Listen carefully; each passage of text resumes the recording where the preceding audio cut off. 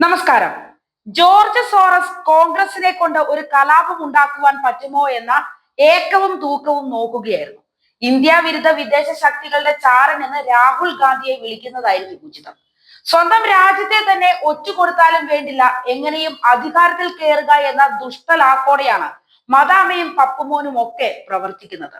India ഭരിക്കുന്ന കേന്ദ്രത്തിലെ BJP സർക്കാർ അറിയാതെ ബൈഡൻ സർക്കാർ ഇന്ത്യയിലെ വോട്ടിംഗ് ശതമാനം വർദ്ധിപ്പിക്കാൻ 2024 ലോക്സഭാ തെരഞ്ഞെടുപ്പ് കാലത്ത് ഇന്ത്യയിലേക്ക് ഒരുക്കിയ $2.1 കോടി കൈപ്പറ്റിയത് ആരാണ്?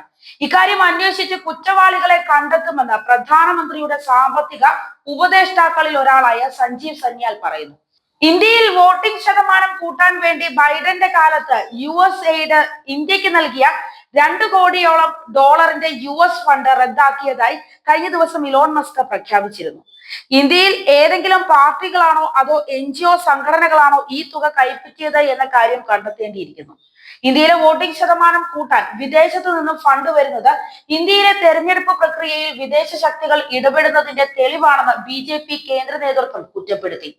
USAID ഫണ്ടുകൾ മനുഷ്യ ചരിത്രത്തിലെ ഏറ്റവും വലിയ അഴിമതിയാണെന്ന് സഞ്ജീവ് സന്യാൽ വിശേഷിപ്പിച്ചു.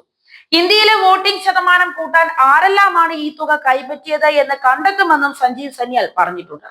മോദി മൂന്നാമതും അധികാരത്തിൽ വരുന്നത് തടയാൻ മോദി വിരുദ്ധ BJP വിരുദ്ധ NGO സംഘടനകളും യൂട്യൂബ് ചാനലുകളും ജേർണലിസ്റ്റുകളും സജീവമായി പ്രവർത്തിച്ചിരുന്നു.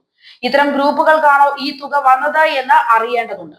അതോ ജോർജ് സോറസുമായി ബന്ധപ്പെട്ട ഏതെങ്കിലും സംഘടനകൾക്കാണോ ഈ തുക ലഭിച്ചത്? 2024 തെരഞ്ഞെടുപ്പിൽ മോദിയെ അധികാരത്തിൽ നിന്നും നിഷ്കാസനം ചെയ്യുവാനും രാഹുൽ ഗാന്ധിയെ പ്രധാനമന്ത്രിയായി അവരോധിക്കുവാനും ജോർജ് സോറസിന്റെ NGO സംഘടനയായ ഓപ്പൺ സൊസൈറ്റി ഫൗണ്ടേഷൻ ആണ് ഭാരത് ജോഡോ യാത്ര സംഘടിപ്പിച്ചത്. ഇത്രയും വലിയ ചെലവ് കൂടിയ യാത്ര സംഘടിപ്പിക്കാനുള്ള ഫണ്ടിന്റെ ഉറവിടം പലവിധ സംശയം ഉണർത്തിയിരുന്നു. ഇതിലെങ്ങാനും ഈ $2 കോടി $10 ലക്ഷം കോടി ഉൾപ്പെടുന്നോ എന്നും അന്വേഷിക്കും.